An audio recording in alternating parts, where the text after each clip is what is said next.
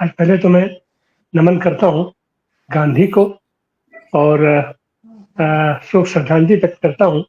अभी कल जो प्रयागराज में जो घटना हुई है, दुर्घटना हुई है, जिसकी संख्या आज की तारीख तक स्पष्ट नहीं हो पा रही है।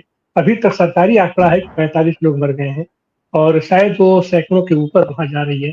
उन सारे अपने श्रद्धालुओं के प्रति मैं अपने विनम्र श्रद्धांजलि करता हूँ। बनारस से बहुत गहरा लगाव था गांधी जी का, और गांधी जी का सत्याग्रह कहा जाता है कि दक्षिण अफ्रीका से शुरू हुआ। और अभी भी सतीश जी ने कहा कि चंपारण में उसकी अ, अ, अ, अपने देश में अभिव्यक्ति शुरू हुई, लेकिन हम तो कहेंगे कि उससे पहले बनारस से ही उसकी शुरुआत हुई। जब वो काशी हिंदू विश्वविद्यालय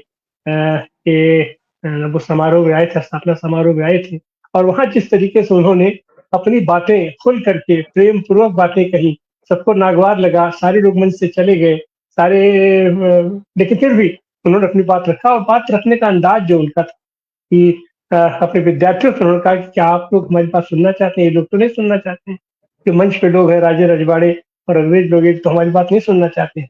लेकिन उन्होंने अपनी बात कहा और वो बात आगे चल करके और बहुत सारी स्थितियां प्रतिष्ठियां उससे जुड़ी हुई हैं।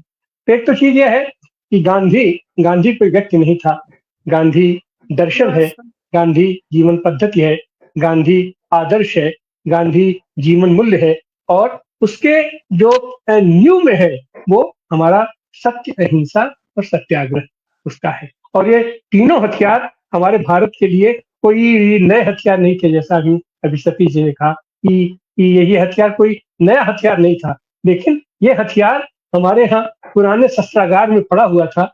गांधी ने उसको मांझ के, उसको साफ सुथरा करके और एक राजनीतिक लड़ाई में उन्होंने इसका इस्तेमाल कर दिया, ला दिया अपने। और उसमें खास करके जो सत्याग्रह है, सत्याग्रह केवल देश में नहीं, उसका जो उन्होंने सफल प्रयोग किया कि जिस साम्राज्य का सूरज नहीं डूबता था उसको हटाया। और आज की तारीख में यह सत्याग्रह केवल भारत ही नहीं, दुनिया के पैमाने पर इसका इस्तेमाल बखूबी इसका इस्तेमाल हो रहा है। जहां इस सत्य, अहिंसा और सत्याग्रह का इस्तेमाल नहीं हो रहा है, अगर वहां सत्ता बदल भी गई तो वो सत्ता आज की तारीख में भी करा रही है, क्योंकि असली तो लोकतंत्र ही है। और लोकतंत्र के मूल में यही है, उसकी मूल भावना में सत्य, अहिंसा और सत्याग्रह। सत्याग्रह के तमाम रूपों से अभी परिचय कराया हमारे ये सतीश जी ने। तो बात तो सही है कि इस सत्ता जो है, सत्ता के पास इतना अपार पावर होता है कि उससे हम हिंसा करके, हिंसक माध्यम से हम उससे टकरा ही नहीं सकते हैं, हम उससे ये सफल नहीं हो सकते। हिंसा, हम जितना भी हिंसा करेंगे उससे कई गुना, कई लाख गुना हिंसा सत्ता कर सकती है। और जैसे ही कोई आंदोलन हिंसक होता है तो सरकार को, सत्ता को आसानी हो जाती है उसको दबाने में। इसीलिए यह सरकार ऐसे आंदोलनों से डरती है जो जिसमें हिंसा का प्रवेश नहीं होता है। यही कारण है कि हम हमारे साथ नर्मदा बचाओ आंदोलन की मेधा जी खड़ी है सामने है, इतने दिनों से इनका आंदोलन चल रहा है। और अभी अभी हमने देखा अपने किसानों का आंदोलन, 13 महीने आंदोलन चला और उसको एक स्तर पर तो जाकर के उसको सफलता मिली। हाँ, ये बात गलत है कि सत्ता अपने छल छद्म से उसको प्रभावित करने की कोशिश करती है, लेकिन सत्याग्रह और अहिंसा के अलावा और कोई दूसरा रास्ता भी नहीं है। जनतांत्रिक तरीके में आज नहीं कल, कल नहीं परसों इनको बात सुननी ही पड़ेगी, इनको बात माननी ही पड़ेगी। तो निश्चित रूप से सत्याग्रह, अहिंसा, अहिंसा और उसके बीच में जो प्रेम का ताना बाना है, प्रेम का ताना बाना नहीं टूटना चाहिए। हम जिससे लड़ रहे हैं उससे शत्रुता का भाव रख करके हम लड़ ही नहीं सकते। और आज की तारीख में भी जो जो सत्ता है, जो तानाशाही सत्ता का रहता है कि वो अपने प्रतिद्वंदी को शत्रु समझता है, और यही कारण है कि वो प्रतिद्वंदी वो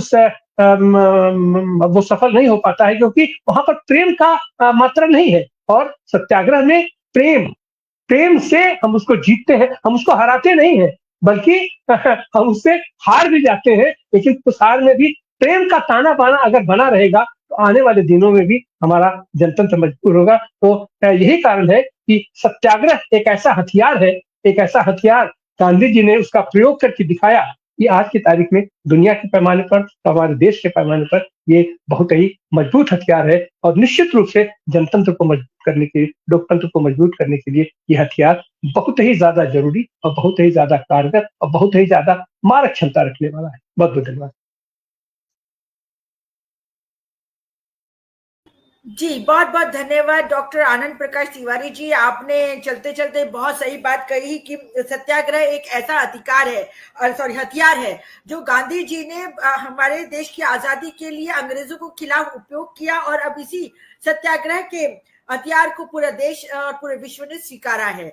और जब-जब भी अगर राजा तानाशाह हो जाए या सरकार तानाशाह हो जाए, तो उसके सामने हमारे पास यही एक हथियार रहता है, क्योंकि यदि अगर हम हिंसा करेंगे तो नेचुरल वो हिंसा दबाने के लिए जेल भरेंगे, गोलीबारी करेंगे, लाठी चार्ज करेंगे, परंतु यदि हम अहिंसक तरीके से अपना आंदोलन करेंगे तो सरकार के पास भी कोई चारा नहीं रहता है बैठ के मशवरा करने और हमारी बात मानने के अलावा। तो अब हमारे